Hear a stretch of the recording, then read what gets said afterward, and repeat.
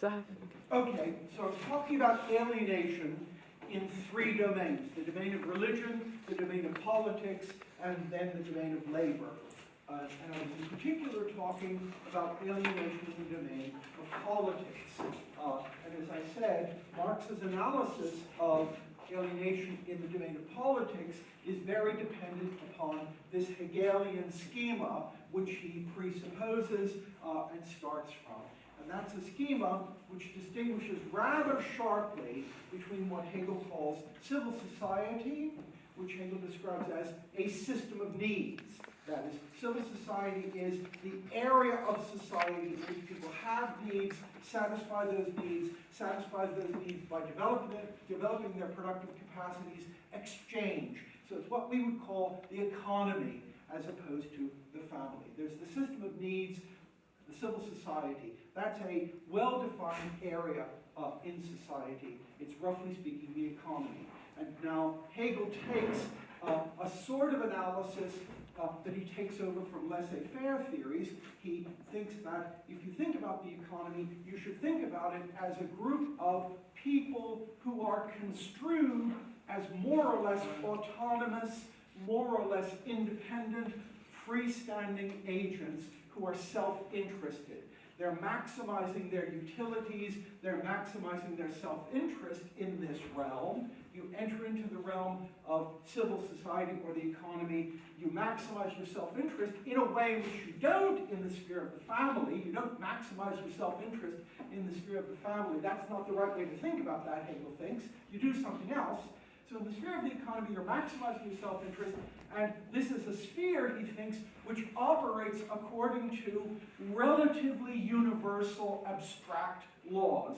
So you have both greater individuation in this sphere and greater generality. The people in the sphere of the economy are more highly individuated. They're allowed to develop their powers ad libitum. They're allowed to be selfish.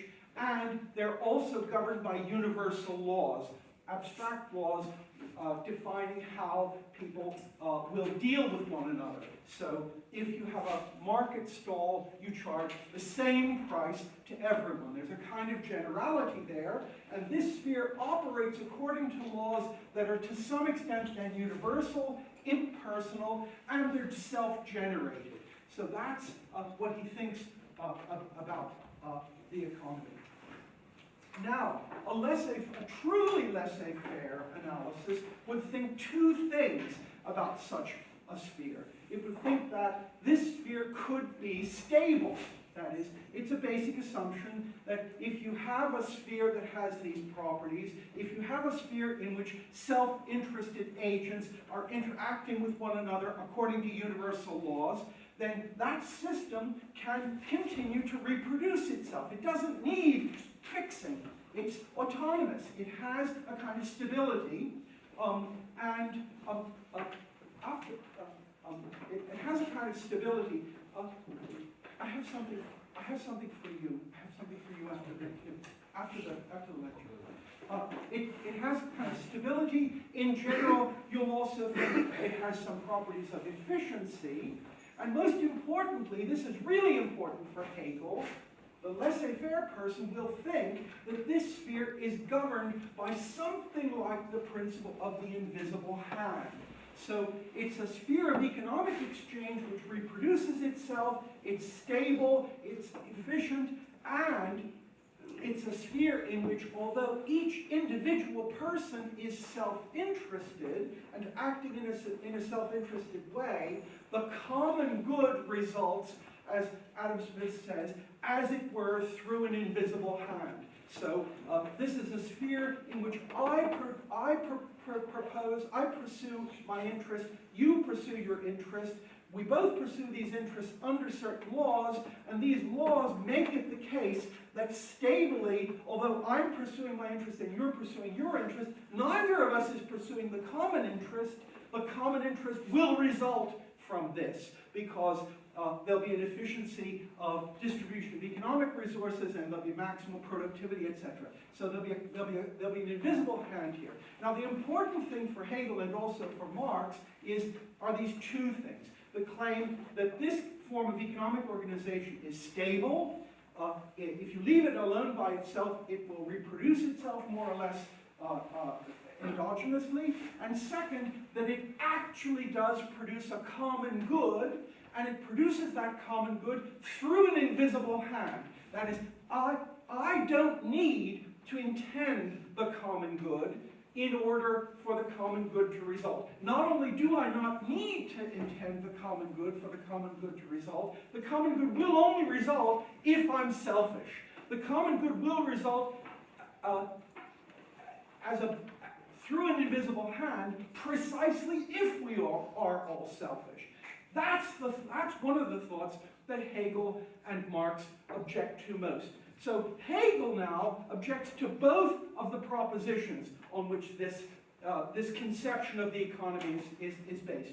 Both the assumption that this economy is stable, that's one objection, but the second objection is an objection to the very idea of the invisible hand.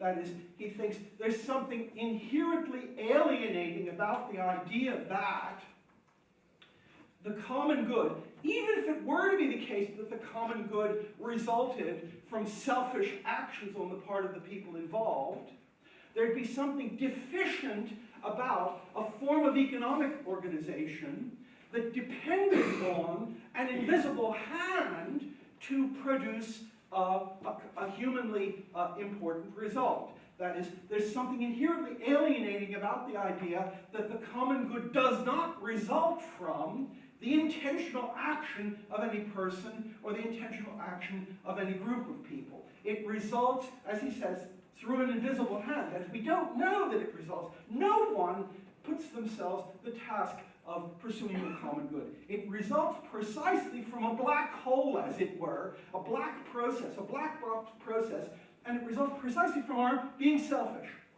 So there are two, so now Hegel objects to both of those. The first thing he says is, look, this is a realm of alienation. It's a realm of alienation because all of the powers in the realm of the economy are human powers.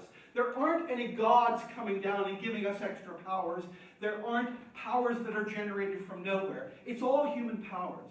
Nevertheless, if you enter this sphere, you'll see the market laws and the market forces confront you as if they were inalienable forces which were opposite you. So you're alienated in this sphere because you're subject to laws, and those laws, although those laws are in some sense laws that govern human powers and the development of human powers, they have taken on an independence.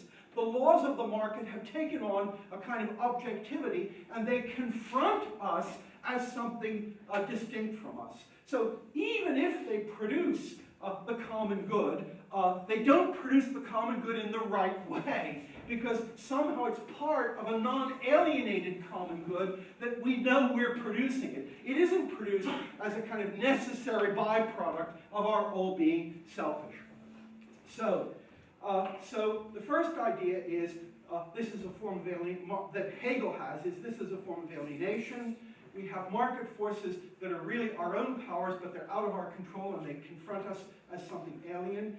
And second, he thinks, and now I can't go into the argument for this, but because if we did, we'd never get any further, but just believe me, he also thinks that it's not stable, because this structure, if it's construed as a freestanding structure, leaves open the possibility of an infinite accumulation of wealth on the part of some people, and an infinite impoverishment on the part of other people. And in fact, the laws are set up in such a way that they don't exclude that possibility. And so this is going to be an unstable structure because people won't, in fact, continue to operate according to the market laws if you get larger and larger numbers of them excluded from the possibility of actually participating in that. So that's a second argument that he has against this. He thinks it's inherently unstable.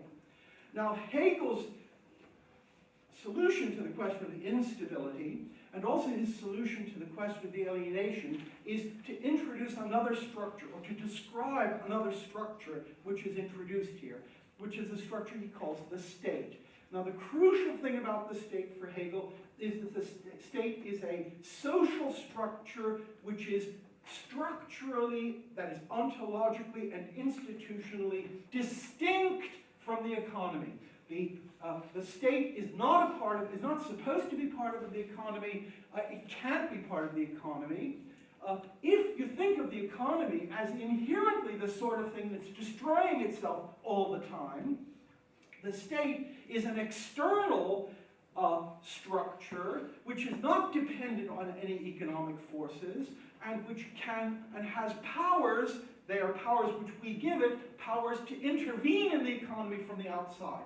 So if you have the economy chugging along as it would normally chug along, Hegel thinks, chugging along, making everybody more and more selfish, encouraging them to be more and more selfish, encouraging them to be more and more maximizing of their own interest, generating great quantities of wealth for some people, great impoverishment for other people. You need a mechanism from the outside to prevent that structure from just disintegrating.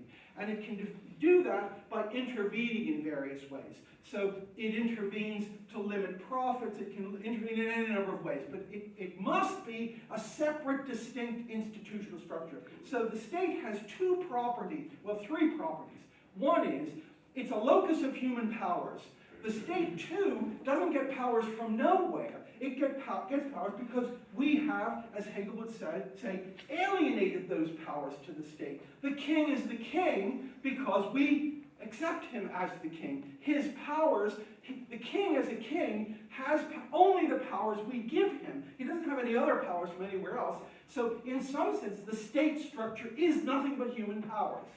On the other hand, the state structure is those human powers in an alienated form, because they confront us as something which is distinct from us.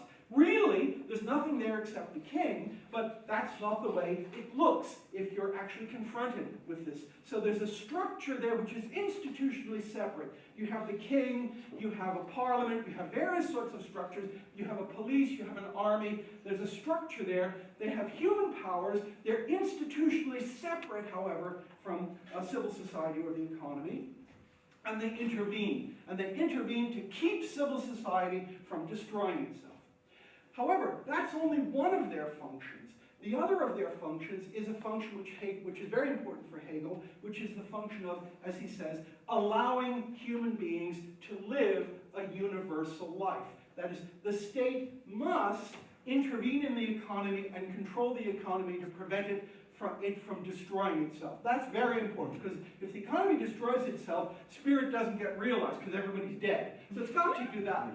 But when it's got to do that, its real function is something different. Its real function is producing a realm within which people can discuss their lives, discuss what's good in their lives, discuss their own arrangements in a way that's distinct from the way they discuss that in the realm of the economy. In the economy, the assumption is it's every man for himself. It's every group for themselves. Selfishness is the order of the day, and the economy will go better the more selfish people are. In the state, the idea is this is a space in the parliament and in the bureaucracy and in the army where you can talk and think about yourself in ways that are not strictly self-interested like this. There's a kind of universality that's so if I run a business in the economy, my business, I try to maximize my profit. If I'm sitting in Parliament, at least the idea is, in Parliament, I'm not thinking about maximizing anybody's interest, I'm thinking about the universal common good for the society. So the function of the state, he thinks, is twofold. It's one, to keep the economy going, preventing it from becoming completely independent, intervening in it, but the other is to create this space, which is an abstract space in which, as he says, the citizens can live a universal life. And it's got to have both of those things. Now, finally, of course, for Hegel, it's really important that the state, too, however, is a form of alienation. So the economy is a realm of alienation, because in the economy we've got market forces that confront us as something alien. Now, we try to control them. We control them through the state, but we control them through the state by alienating yet other of our powers to the state. So the state, too, is a realm of alienation, although a realm of alienation of a different kind from the alienation that you find in the sphere of the economy. Because in the state, too, if you confront the police force seems to be an external power intervening against you. Now, so the state also is a locus of a certain kind of alienation. However, that's why Hegel thinks that no, this is something that's often overlooked, because Hegel says it explicitly only in a place nobody looks at, namely in the beginning of his lectures on aesthetics. If you look at the beginning of his lectures on aesthetics, he has a discussion of this. The state itself cannot be freestanding. The state is not the end of the story. People often talk about Hegel as if Hegel thought the state was the sort of final structure which gave ontological stability to something. But Hegel says very clearly, the state needs a warrant. It needs a Rechtfertigung. It needs a justification. The state can't just be a structure which reproduces itself simply by talking about its own internal structure. It needs, as he says, a warrant from a higher sphere.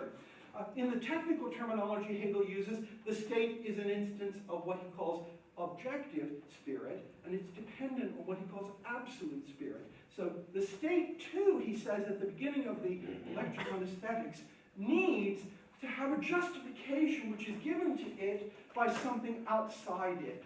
And the things outside it is this thing which Hegel calls absolute spirit, which is art, religion, or philosophy. So the state finally must appeal to something which is not just its own internal structure, but it must appeal to religion. He thinks this happens in, he's got a very Protestant view of Catholicism. He thinks this happens in the divine right of kings, or in the Middle Ages. In the Middle Ages, the state is seen as having its warrant in religion. In the ancient world, the state also has a kind of warrant derived from a kind of religion, but it's a religion that's more connected with art. In the Greek city-states, Athena is the patron saint of, kind of patron saint of the city of Athens, but she's essentially an aesthetic creation. As you know, the Greeks keep saying, the poets create for us the gods, right? Homer creates, I mean, it's a very, very unusual and counterintuitive assumption for those of you who may have grown up in the Judeo-Christian tradition. But for the Greeks, it's the poets who create the gods, right? They say that again and again. So it isn't that where religion comes first and then art. It's Homer who produces the definition of the Olympic gods. And so Hegel says, and so the Greek polis needs a warrant from this aesthetic realm, which is created by Greek religion, which is a form of aesthetic religion. And now Hegel says, but in the 19th century, we've outgrown appeals to art and appeals to things like the divine right of kings. We now need philosophy, which is inherently a theoretical enterprise in which spirit comes to understand itself correctly as in its teleological form, and it's philosophy that gives the warrant for the state. So the state exists only to the extent to which it can appeal to some kind of justification that's given to it from on high. In the 19th century, that's got to be some kind of philosophical warrant. Now, Hegel also thinks that this allows him to overcome the alienation in the state. That is, we encounter the state, and the state is actually a structure of coercive power. It's our own powers we've alienated to it, but we still confront it as a structure of coercive power. However, he thinks that by virtue of philosophy, you can come to understand that what looks to you as if it's a kind of arbitrary externalization of human powers in the state actually has rational necessity. And by virtue of understanding that the state as a structure has to have the structure that it has, that it's necessary for the realization of human universality and rationality, that there be such a thing as a state. That's what philosophy tells you. Philosophy tells you it's necessary and there's no alternative. It's necessary and it's also constitutive of rationality. By understanding that, you can overcome your sense of alienation from the state. The state still confronts you as something which looks external to you, but you now have an argument which shows you that what looks like something that's just external to you is in fact a part of what is necessary, the necessary form of a rational human life. Okay, so that's the theory. Now, Marx, of course, immediately jumps on that and says, look, this notion of, Hegel's term for that, of course, is reconciliation, right? You confront the state as an alien power. You understand through philosophy, however, that this power has to have the properties that it has, and that it's rational that it have those properties, and that it needs to have those properties so that you can lead a rational life. And by virtue of understanding that, you come to identify, roughly speaking, with this state. You don't see it as alien anymore. You come to understand its necessity. And then Hegel says, and you are therefore reconciled with the state. And Hegel says again and again, reconciliation is the goal of philosophy. The goal of philosophy is to reconcile us to the world we live in. Now, of course, that's a point in which Marx begins by saying, look, this is nonsense. So that's Hegel's analysis of alienation. Marx takes over from Hegel, roughly speaking, the diagnosis, but not the prognosis. Sorry, so he roughly takes over from Hegel the description of the way in which the economy operates and the way in which the state operates there. But of course, he changes the terms in which these are discussed, and he changes the result of this. So the first thing he says is that the Hegelian state, in fact, does not allow for a universal life. That is, the Hegelian construction depends upon the claim that in the sphere of the economy, people are self-interested, but in the sphere of the state, there is a realm of universality. The state actually instantiates some kind of common or universal interest. And so Marx's first observation is, if you actually look at states, they don't actually instantiate a kind of universal rationality. They actually instantiate a particular form of rationality which is determined by the particular form of economic structure that's around there. That is, if the state really needs to keep the economy going, the fact that it needs to keep the economy going is going to mean that the sphere of purported universality that it describes is not really universal. It's really particular. So in the later version, it's the particular interests of the bourgeois class that owns the factors of production that gets expressed in the state. It's not universality. So there's a way in which the state is more universal because the state is, so the individual capitalist enterprise is completely self-centered and self-absorbed.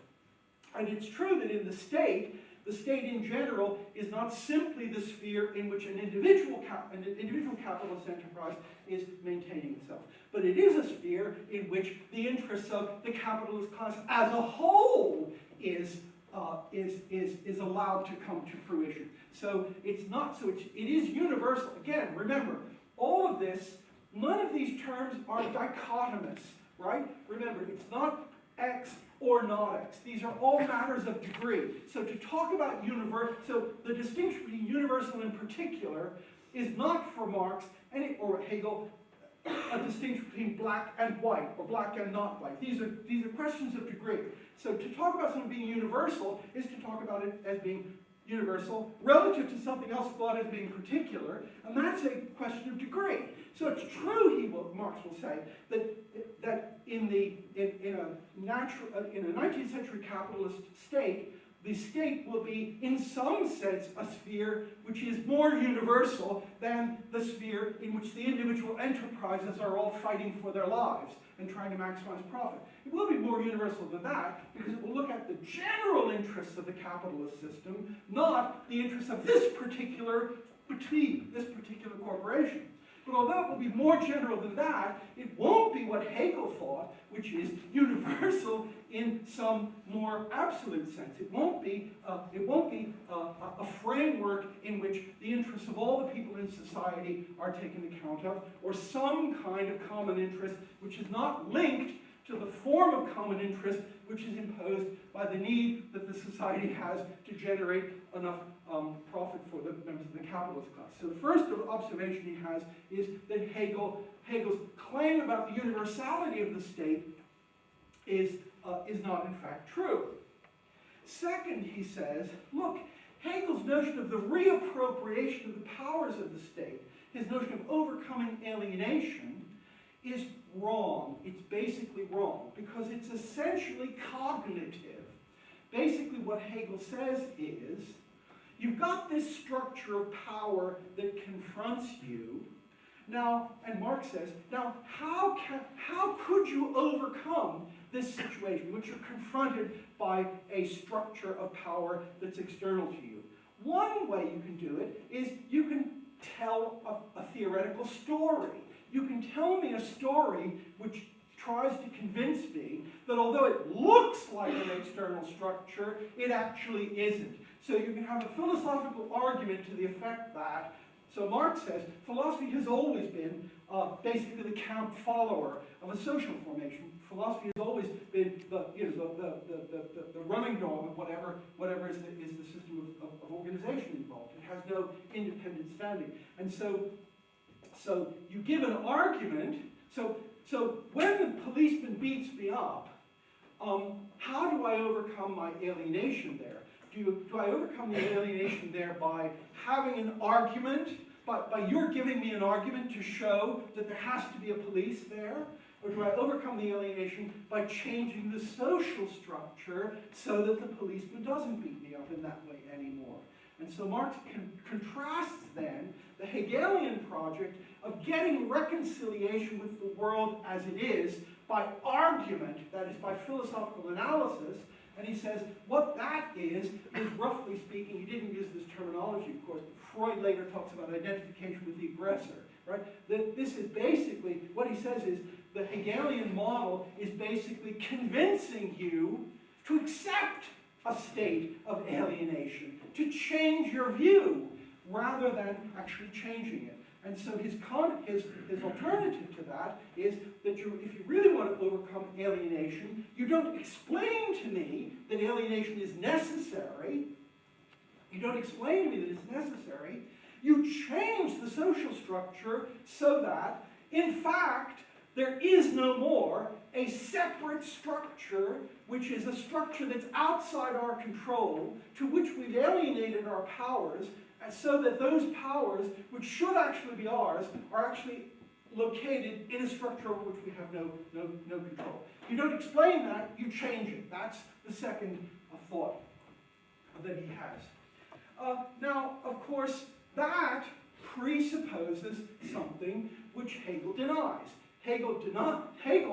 You might think of Hegel responding to Marx, of course he didn't because he lived earlier. You might think of Hegel responding to Marx by saying, yes, it would be very nice. It would be very nice to abolish these structures of alienation in the political sphere. It would be very nice. But it's not actually possible. There's a big gap in your argument, Marx, and the gap is you have to show not just that it would be, as it were, desirable to change these things. Of course, all sorts of things might be desirable. Right? Marx himself always says that he's an anti-utopian thinker. He doesn't just try to describe what's good. He wants to describe something that's good and possible, right? And so Hegel would say, look, I give you the best thing that's at all on offer. We have no alternative but this economic system and this political system. And the best thing you can get is a kind of philosophical argument that shows that that's necessary. If you reject this, you have to show that these forms of alienation are not necessary. And that means you have to show how we could do it otherwise. And there, of course, Marx is in a bit of a stymied situation because, as I said, to be an anti-utopian, so Marx says again and again he's against utopianism. Now he means by utopianism two different things, actually. One is, he means by utopianism something that's cognitive. That is, he takes very strongly over from Hegel the idea that philosophy cannot be, in any important sense, predictive, right? Hegel thinks philosophy is retrospective and gives you an analysis of the present, but it can't predict the future. Hegel notoriously says, no, every philosopher is a child of his time, no philosopher can jump over his own shadow. You can't predict the future. Marx says, of course you can't predict the future, because Hegel was right. Precisely if you think, as Marx does, that philosophy is not a separate cognitive enterprise that's autonomous. If you think of philosophy as part of a a form of social organization, it's going to be difficult to see how that part of a social organization could free itself completely from the blinders that will be imposed upon it by being a part of that social organization. So you can think that philosophy will be predictive if you think it's, as it were, a completely autonomous way of doing things. If you think of philosophy as basically just the way in which people think in general about their own society, there are going to be limits to how predictive it can be, because epistemologically, you're not going to be able to imagine something that's really different. So what Marx says is, no, you can't cognitively predict what a good society will be. The most you can do is you can analyze the contradictions and deficiencies in the present. So you can't say, Marx says again and again, it's not my task to describe what he says, die sozialistische Garküche der Zukunft, the socialist cookshop of the future. I can't tell you how food production will be managed.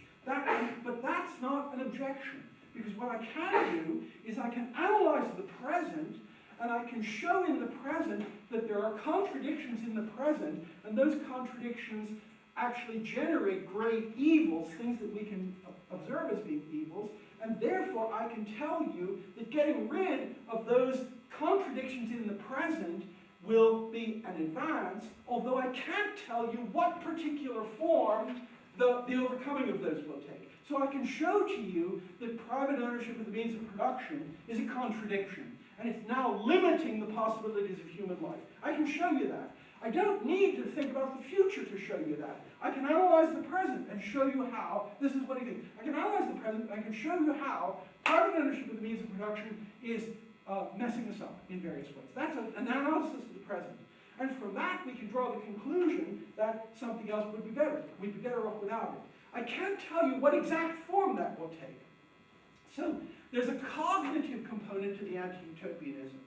Then there's also a practical component to the anti-utopianism, which is you can't ever specify a future without specifying a mechanism by which the future will be attained. So you can't simply talk about a future that's good unless you talk about how you can get there. And of course, later, Marx is going to think it's a great, great advantage of his view that he doesn't just describe what's bad about the present society, contradictions, but he also describes an agent who is an agent who has a strong interest in changing. So it's not utopian because he shows that there are these contradictions, there are these ways in which the organization of society limits us, and he shows there are people in the present who have a deep interest in making that change. So it isn't just, as it were, it would be nice if this, it's that this is actually a bad form of social organization because it has these features. And look, there's a group of people, namely he calls them the proletariat, who have a genuine vested interest now in changing that. So he says that's not utopian because it's not saying, oh, it would be wonderful if we did this. We have no idea how we're going to get there. But I've both described what's wrong with the present, the possibility of changing that, and an agent who has a deep need and motivation to engage in that change. Okay, so there's this anti-utopian project, which in a way makes it impossible for Marx to say anything to that Hegelian argument. So the Hegelian argument is this form of social organization is necessary. Given that it's necessary, the only thing you can do, the best you can do, is see why it's necessary. You can't do anything more than that. But of course, he gives these suggestions at various places in the work about reabsorbing. So his model is, we don't explain why the state has to have the structure that it does, and we don't reconcile ourselves with the state by seeing that it has to have this structure. Rather, we reabsorb the powers of the state, so that in reabsorbing the powers, we do not need to have those powers located in a separate apparatus. And so the idea is something like this. Think about the parallel case with religion.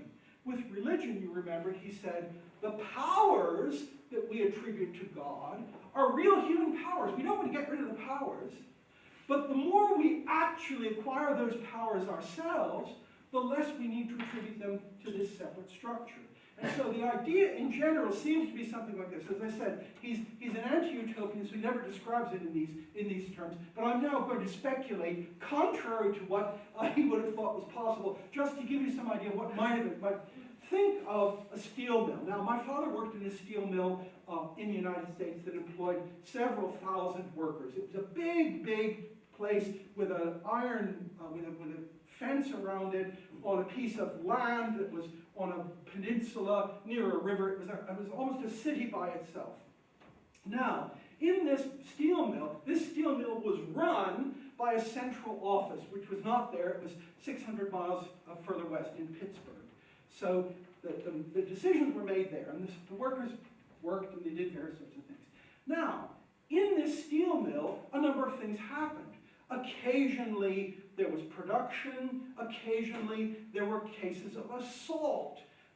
One worker would beat another up. There'd be accidents. There'd be all sorts of things. So there'd be an external police force that would come in. If Johnny Jones beat up Jimmy Jackson, the police came and took care of that. And so there was a kind of power there, which was a power of resolving conflict. But that power was a human power, but the power was located in an external police force. Now, actually, it's more complicated because the steel mill had its own police force. There were actually two police forces. There was the internal police force that was owned by the company, and there was the local police force from the outside. It doesn't matter. They're both forms of alienation, different forms of alienation. Now, what Marx suggests is, but imagine that you could reorganize this productive plant in such a way that the functions of the police were still maintained. We still have to have someone who separates two men who start fighting with each other. We still have to have someone who sees that the doors are closed at the right time. We still have to have someone who makes sure people don't go across the railway lines and get killed. We still have various functions that need to be done. But it's conceivable that those functions, the discharge of those functions, is not located in an institutional apparatus which is completely separate. It's possible that instead of there being a police force which comes in from the outside, you have members of the workforce who are delegated for a day or 2 days to exercise the powers of the police. That, I think, is the idea of reabsorbing the powers into the body of the immediate producers again. Remember, it's really important for Marx that all of these powers that are located in the state are genuine human powers, and Marx is historically minded. So he doesn't think we should go back to a more primitive form of social organization. He thinks all the powers, roughly all the powers that the state has produced, are good human powers. They're genuine human powers. They're increased human powers. There's nothing wrong with them. What's wrong with them is that they're powers that are located in a social structure of a certain kind. And then he says, and now this is the main claim, that it's possible to reorganize, so this is the claim. He claims it would be possible to reorganize the production in this plant in such a way that all the functions of the state were maintained as functions. You still had traffic regulations, you still had people preventing other people from beating one another up. You had all of those functions exercised, but they're exercised by the people involved in the production process, rather than by an external body who intervenes. So that's one way in which you might say these alienated powers are reabsorbed. It was necessary for a while that we have a separate police and a separate accounting bureau and a separate this, that, and the other thing who gave orders to people. It's not necessary anymore. We can organize the workers themselves, and of course, then you can imagine how that would be done. It could be done by rotating in the job of being a policeman, and he has various suggestions about how you might prevent the police functioning in the steel mill from becoming alienated once again. You don't pay them anymore. You have them do it only for a day. You have an advisory board that meets, that oversees them. And as he says, I don't know what those particular institutions will look like. To try to describe those particular institutions would be like trying to describe the sozialistische Garküche der Zukunft, the future socialist delicatessen. So I can't do that. But I can say that this is the kind of thing that would happen. All of these functions would be... Now, of course, that's the point at which Hegel, but also the liberal, will, of course, get really, really upset, right? Because if you have the and this is a real difference, I think, between Marx's way of thinking about this and liberal ways of thinking about this. If you really have the powers of the police and the judiciary reabsorbed by the group, then the group comes to have a different kind of standing from groups in liberal societies. The liberals will say, so suppose it is the case that we're working in the steel mill, I'm working with my work colleagues, and now somehow someone brings some kind of accusation against me. Now the liberal will say, I have to have a sphere of rights that surrounds me. You accuse me of something, and then I have a right to call in an impartial, the police and the courts are somehow separate from us. So I'm fighting with you, let's say, let me take someone I know well, who won't take it amiss if I think. Suppose I'm fighting with Ava. We have a big disagreement, and she throws something at me, and I throw something at her, and okay. But now we're working in the same collective. Now the liberal will say, look, we've got to ensure some kind of impartiality here. Where are we going to get impartiality? Impartiality means you have a right to appeal to a court that's outside the group. I have a right to appeal to it, and it's decided there. If, on the other hand, we don't have that external mechanism, and we don't surround the individuals with these rights, then the door is open to lynch justice, because then it will turn out, of course, that Ava is a very popular person, and I'm a real dud. Everybody hates me, everybody likes Ava. A natural thing. All of our co-workers know she's a good co-worker, they know that she's very efficient, they know that she's friendly, she does things for people, they know that I'm a bastard, I'm selfish, etc. Now, and so of course, if I'm then brought to a court that consists not of people outside the workplace who have no vested interest in this, but if I'm brought to a court which is the court of my co-workers, then of course, who is to know that I'm not going to be penalized by virtue of just in general being a bastard? So this is a really important thing. The liberal thing thinks that the concept of rights gives me, this is Hegel's thing too. Hegel thinks the concept of a right gives me actually more freedom.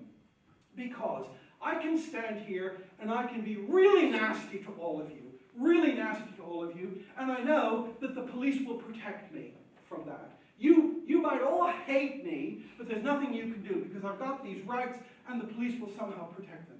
If I'm in a cooperative enterprise like a steel mill where I'm dependent on other people, other people dependent on me, and I'm really a bastard, it's more likely, and the immediate group is not only my work colleagues, but also the police, the judge, and the jury, then I've lost some possibility of individuality. So that's the contrast that's at work here. And of course, Marx might say, well, if you are that much of a bastard, maybe you deserve what you get. But anyway, okay. Now, it's very important to see that when Marx talks about politics, he uses the term politics to refer to state politics. That is, when Marx uses the term, what I'm trying to say is this, we use the term politics in two completely different ways. Not completely different, two slightly different ways. One sense of politics, we speak of politics as opposed to other things. Politics means the state has power, the state, politics refers to the exercise of state power, the attempt to influence state power, the attempt to control state power, the resistance to state power. That's what politics is. But then we use politics in a more general sense to mean any way in which I am trying to influence you so as to get you to do what I want. So we can speak of the politics of the family, or gender politics, or politics in the sense of people who have certain advantages lording it over other people. Now, it's really important, the best place to see this is the beginning of Max Weber's famous essay, Politik als Beruf, politics as a vocation, where he talks about these two senses of politics.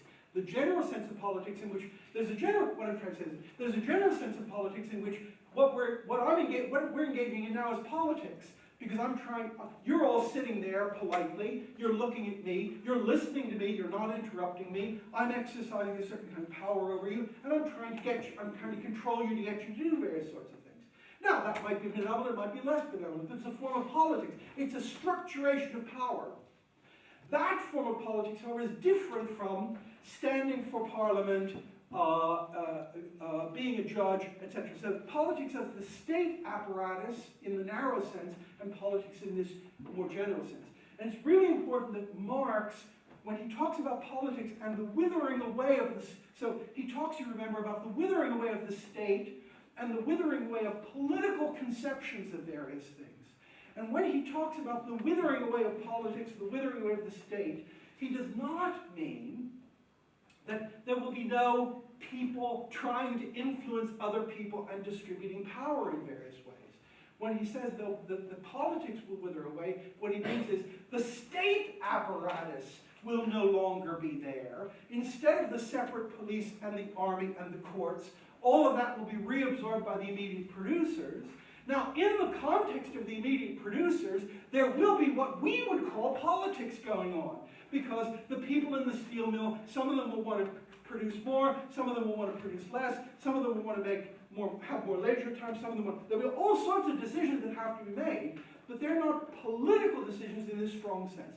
So Marx sometimes uses politics in this more general sense, but usually when he talks about politics, especially when he says extreme things that seem to suggest that politics altogether is going to stop. And you might think, that sounds tremendously utopian. What does it mean, politics is going to stop? What, are we all going to become angels? Well, no, politics is going to stop doesn't mean, as it were, I won't try to convince you to produce more, and you won't try to convince me to build a tennis court, and etc. It means that activity won't be distorted by the existence of an external force which is institutionally separate and which has these powers which can intervene and which we try to influence in one way or the other. Okay, so that's Marx's analysis of the alienation in the sphere of the state, or alienation in the sphere of politics,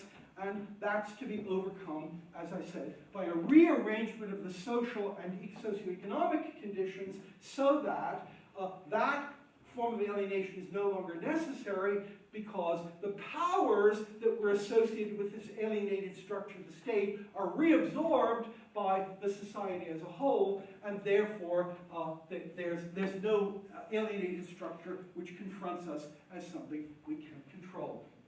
Okay, now we come to the third notion of alienation, third realm in which he analyzes the alienation, namely alienation in labor, or in the work process.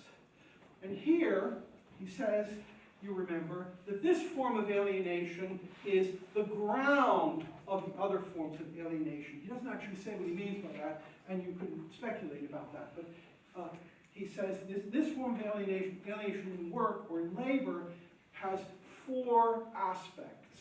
And now, these are notes that he wrote for himself, so don't expect them to be, they're not polished philosophical treatises.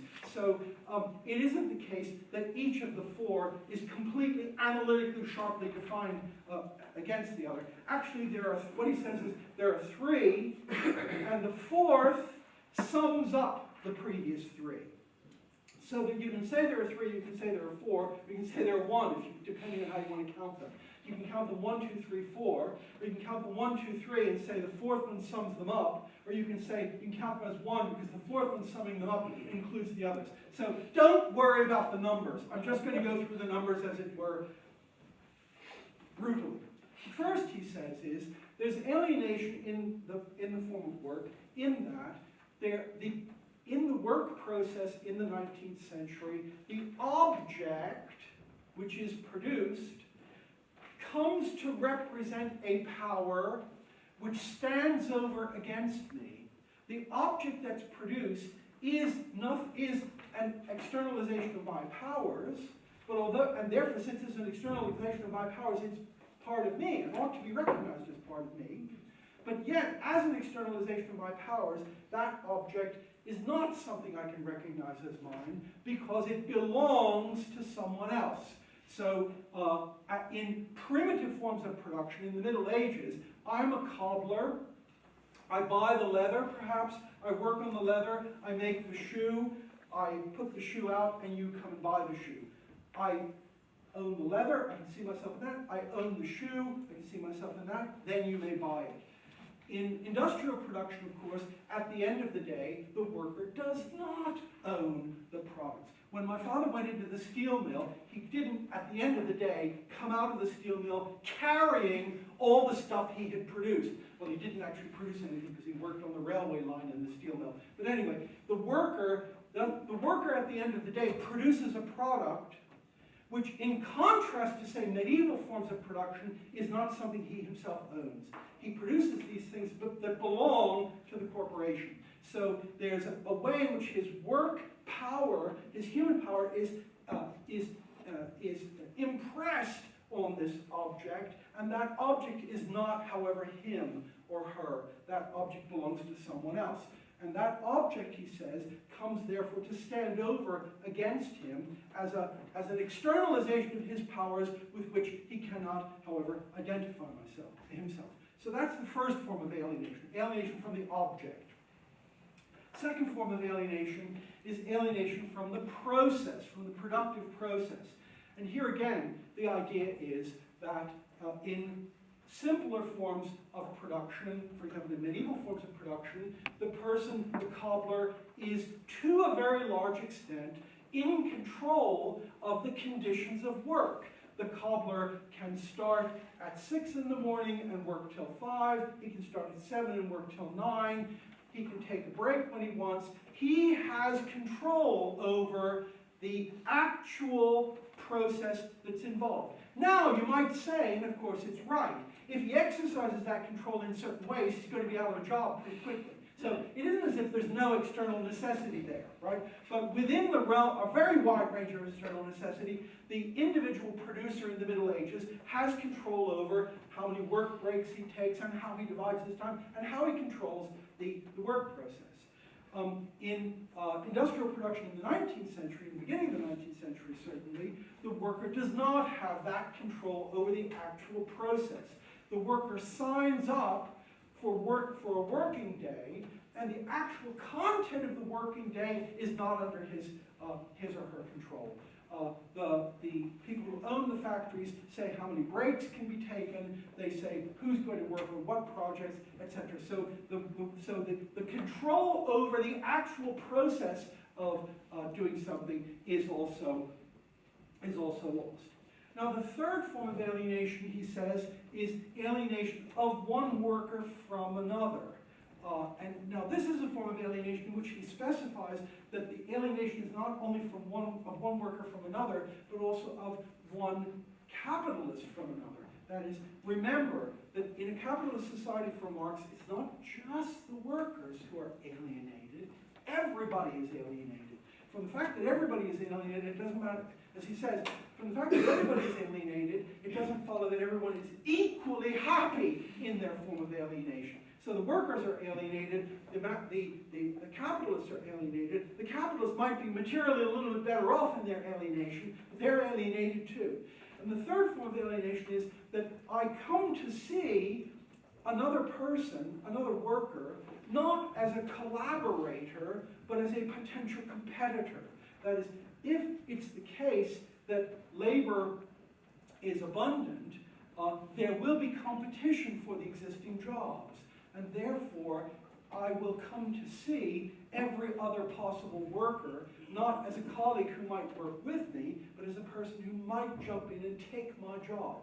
So I'll be alienated in my social relations to the people I work with. The analog to that, he says, is an even worse kind of alienation in the case of the producers. They will not only be alienated from all other producers. If I produce gloves, I will not want other people to produce gloves very well because I want to sell my gloves, right? So my relation to them won't be collegial, or rather, as Marx says, it will be rational. It will be rational for me not to have collegial relations with them. But more important, and this is something Marx emphasizes in some of the early works that aren't very well, very intensely read. As a producer, it's rational for me to have, roughly speaking, the nastiest attitude toward everyone else that it's possible to have. Namely, what's the worst thing for a human being? Worst thing for a human being is to have an incredible need which they can't satisfy. That's what it is to be unhappy. To be unhappy is to have a really deep-seated need that I can't satisfy. However, if I'm a producer of something, it's rational for me to want that exactly for everyone else. If I produce gloves, what is it rational for me to want?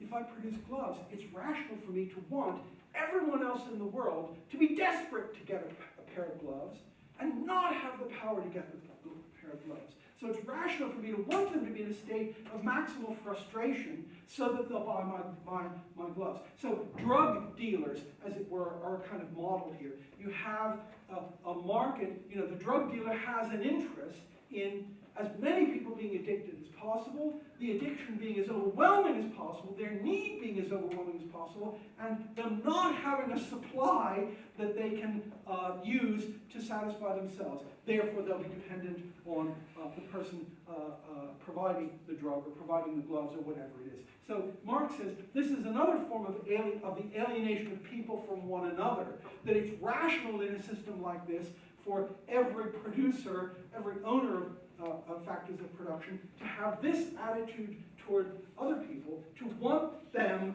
to want what he has and they don't have as much as possible. Okay, I'm sorry, I've got to stop there. I'll continue with this next time.